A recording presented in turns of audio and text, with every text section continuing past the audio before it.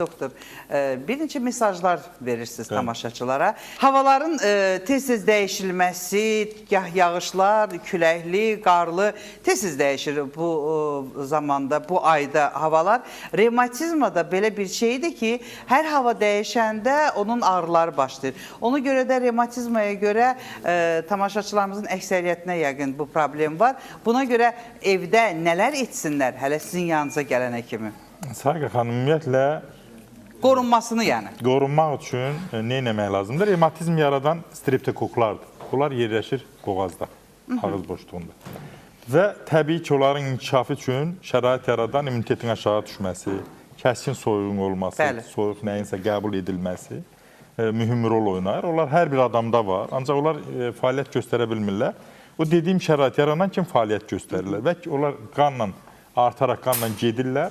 Oynağı revmatizmdir, yalayır, ürəyi dişləyir. Ürək qüsurlarının çox böyük əksəriyyəti uşaqlıqdan yaranan o problemlərdən yaranır. Ona görə valideynlər ehtiyatlı olmalıdırlar. Çünki gələcəkdə uşaqların ürəyində qüsur, rus dilində bizimkilər deyir, parok.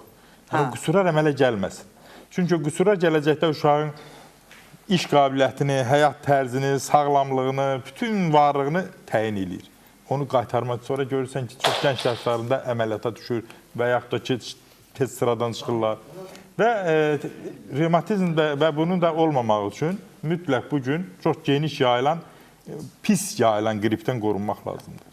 Son bu ayda demək olar ki, qəribə bir soyuqlama, qrip yayılıb ki, bunun yəni ki, tapmaq olmur. Neçə gün bu uzanır, həftə ilə uzanır. Hətta sağalıb işə başlayanda belə görürsən ki, onun fəsadları qalıb.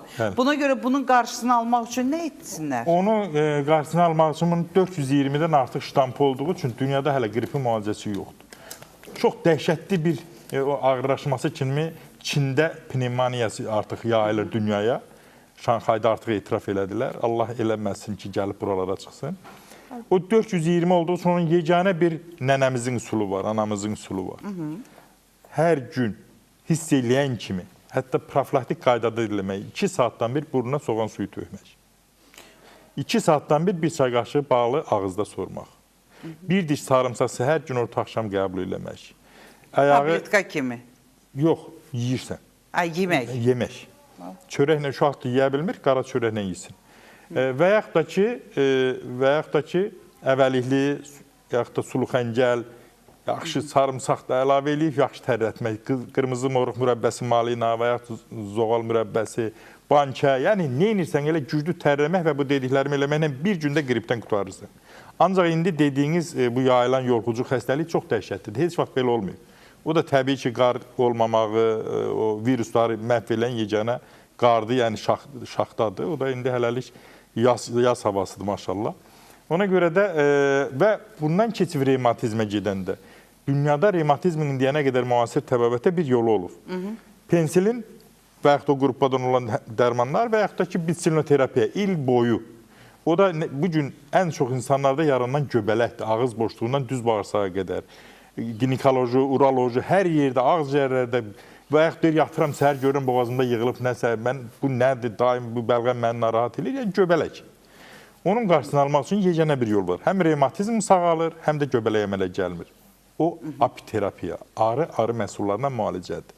Yəni, məni bu sahəyə gətirən, revmatizmdən sağaldan, tələbə vaxtında tutulduğum revmatizmdən arıdır. Arı min bir dərman da arıçılar qrip olmurlar, revmatizm olmur. Mən noyabr ayında 2019-da Çində ağrısız arı saçmaq öyrəndim. Düzdür, onlara migren haqqında dedim, böyük bir rezonans oldu. Həm də ağrısız arını mən ilk dəfə eşitməmişdim və bilmirdim, öyrəndim. Və indi çox asanlıqla gələn adamda biz o yoxlamanı eləyirik. Ona mən mütləq gələcəm, o ağrıya görə mən gəlmirdim, yalnızca mən mütləq gələcəm.